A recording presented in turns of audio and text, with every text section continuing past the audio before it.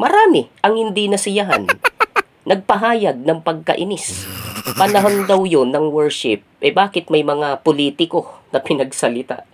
Nangampanya doon. Iboto raw ang grupo nila kasi mas matino raw sila sa kalabang partido.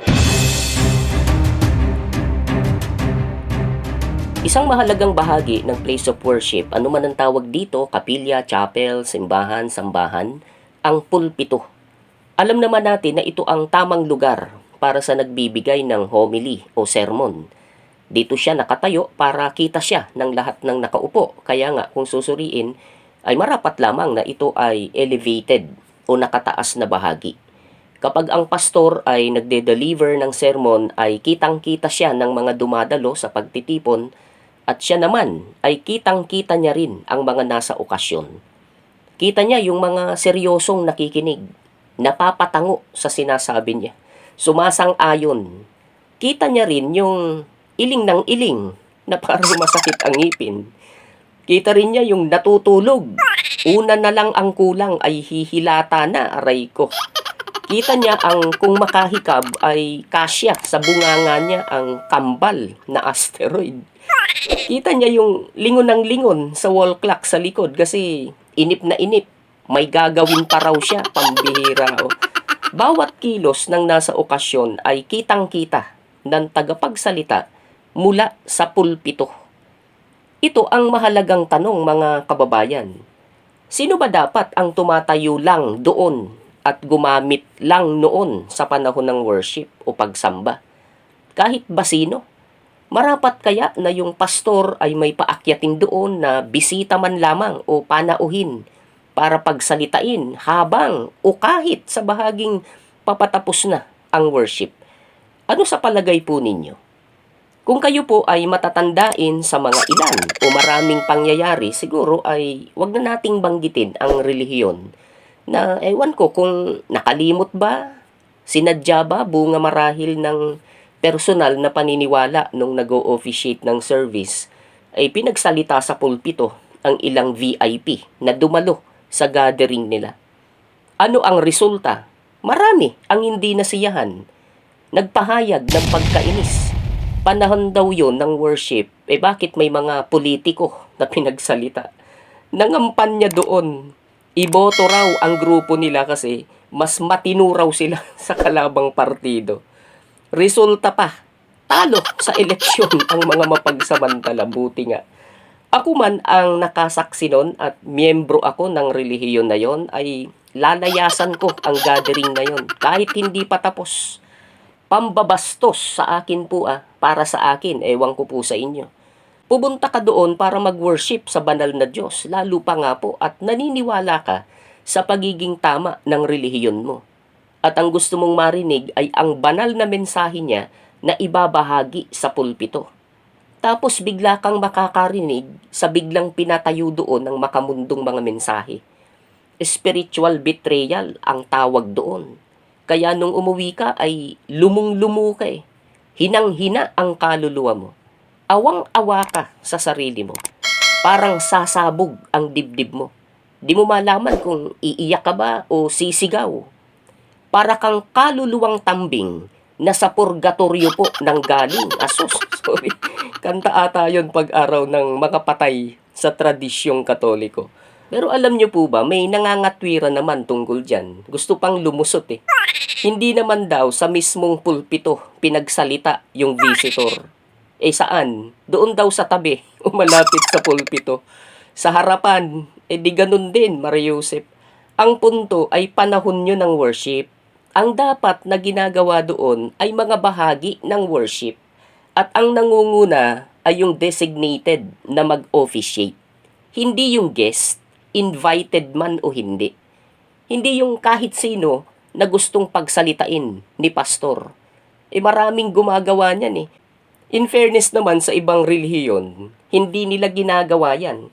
Kasama po ba ang relihiyon ninyo sa hindi gumagawa niyan? Paki-comment nga po ninyo sa ibaba kung isa ang relihiyon po ninyo sa ganyan.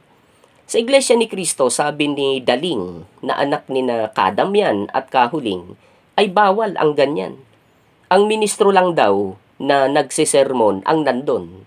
Sino ka man, ano ka man sa lipunan, presidente, senador, congressman, gobernador, mayor, wala kang karapatang tumayo doon sa panahon mismo ng samba nila. Kahit invited ka pa nila sa worship nila. Wala pa po akong nakita kahit minsan na pinatayo sa pulpito at pinagsalita nila doon.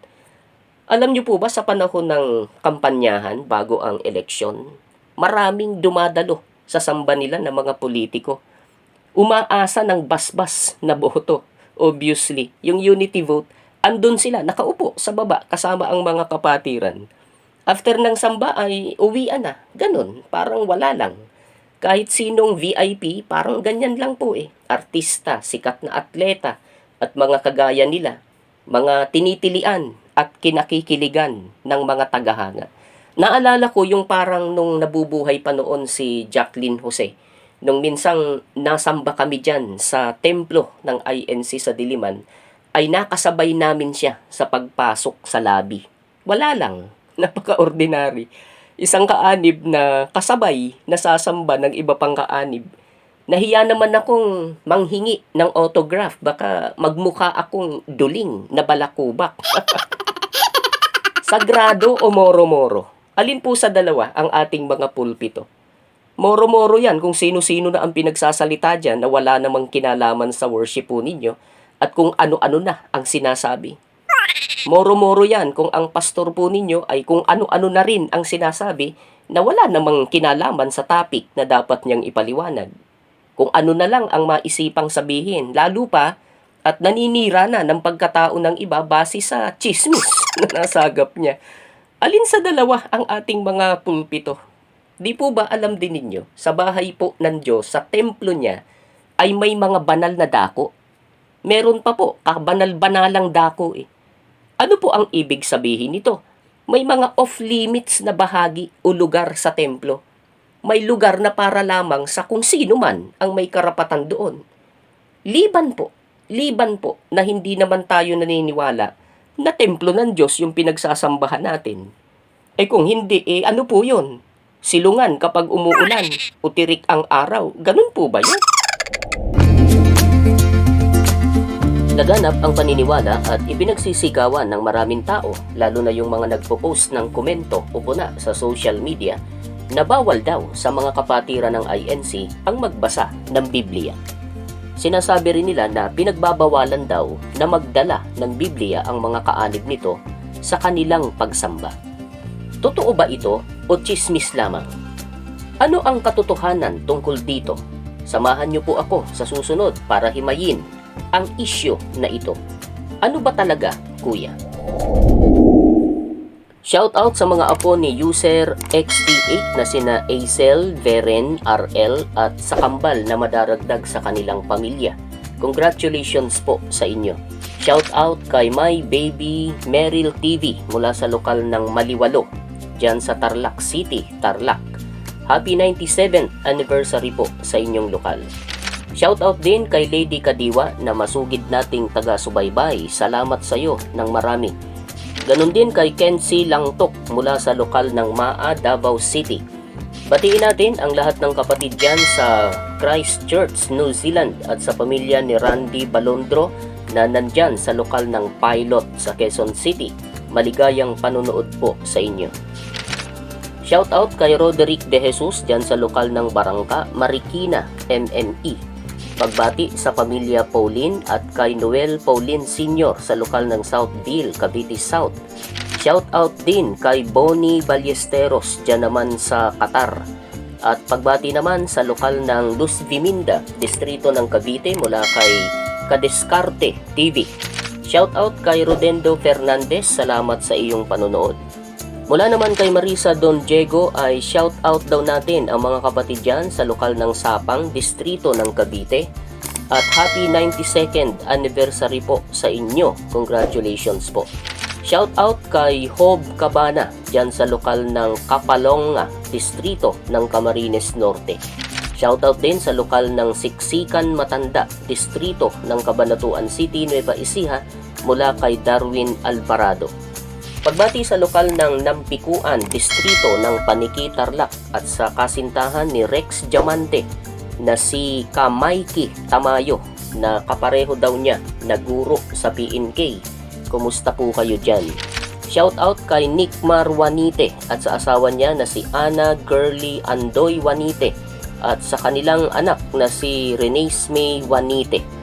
Shoutout sa lokal ng North Vancouver, Canada at pagbati sa lahat ng taga-distrito ng Capas Tarlac sa kanilang ika-108 anibersaryo.